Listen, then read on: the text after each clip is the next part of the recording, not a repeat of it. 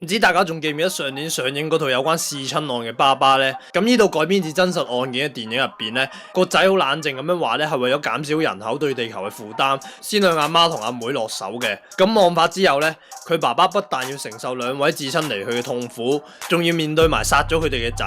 咁呢種難以承受嘅處境呢，就引發咗觀眾嘅討論。咁個仔嘅行為究竟係原生家庭嘅後果啊，定係佢個人被查毒嘅不幸呢？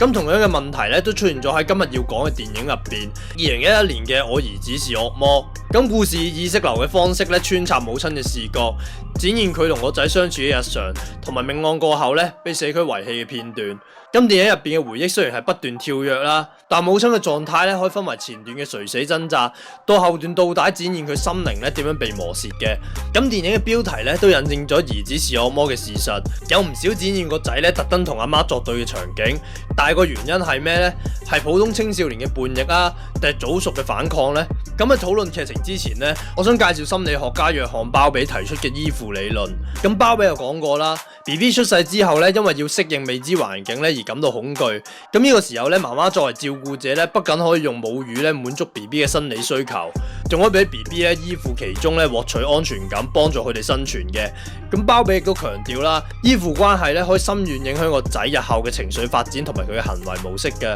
咁翻到套戲度 ，Kelvin 出世之後咧，本應要為佢帶嚟安全感嘅媽媽咧，就對佢嘅哭喊聲咧感到煩厭同埋束手無策。咁當佢爸爸抱起 Kelvin 之後咧，屋內咧就變得安靜。咁俾我媽咧認為個仔嘅行為咧係選擇性，並唔係出自本能嘅。咁就係因為阿媽呢種執着嘅諗法咧 ，Kelvin 就冇獲得應有嘅安全感同埋保護。咁結果係咧 ，Kelvin 變得越嚟越寡言，無論個阿媽點樣嘗試啦，佢都置諸不理。就喺一個簡單嘅拋接球嘅親子遊戲入邊 ，Kelvin 不但咧係冇回應，反而係一直觀察阿媽焦慮嘅反應。當佢教導 Kelvin 咧點樣用自己間房展現個性嘅時候咧，佢就係黑住塊面咧答阿媽間房好無聊。之後 Kelvin 趁阿媽唔注意嘅時候咧，就將佢間房咧加啲顏色。咁佢阿媽知道咗之後咧，就踩爛咗佢嘅顏色水槍作為懲罰。咁呢個時候咧，阿媽認為個仔咧已經從選擇性嘅行為咧變成針對性嘅行為，以激嬲佢為樂。咁然而喺依附理論嘅角度嚟睇咧 ，Kelvin 脫軌嘅行為咧，可能源自父親嘅缺席同埋母親疏離嘅態度，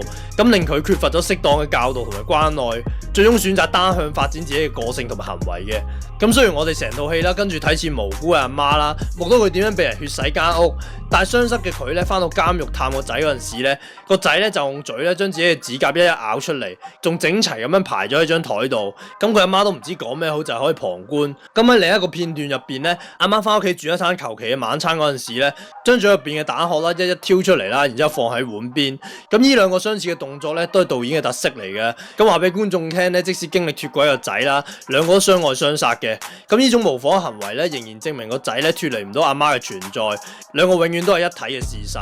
咁導演林恩賽倫咧，將咁血腥嘅命案咧，以詩意嘅方式咧，帶到呢個脫軌嘅兒子嘅成長世界。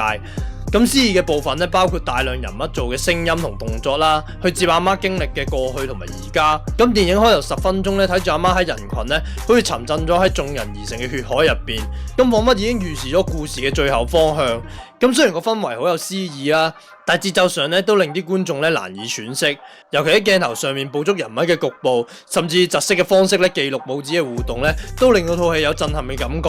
咁選角上咧更加係神來之筆啦，揾嚟正值事業高峰期嘅 Tilda Swinton， 同埋後嚟人人都識嘅閃電俠 Ezra Miller 咧，咁兩位冰冷互動嘅關係咧，更加強咗電影嘅深度，而佢哋嘅演技咧亦都毋庸置疑嘅。咁近年有關 Ezra Miller 嘅報導咧，更加顯電影嘅選角咧係有前瞻性嘅。咁如果大家都想知呢兩個人點樣處理呢段有毒關係嘅話咧，咁我亦都推介翻大家喺 MUBI 嗰度收睇翻。好，今日差唔多啦。咁如果中意呢條片咧，記得 like 同 follow 呢個 channel 啦，同埋可以喺下面嗰度咧 follow 我嘅 Fat 同 IG。咁大家得閒可以傾下偈。好，下次再見。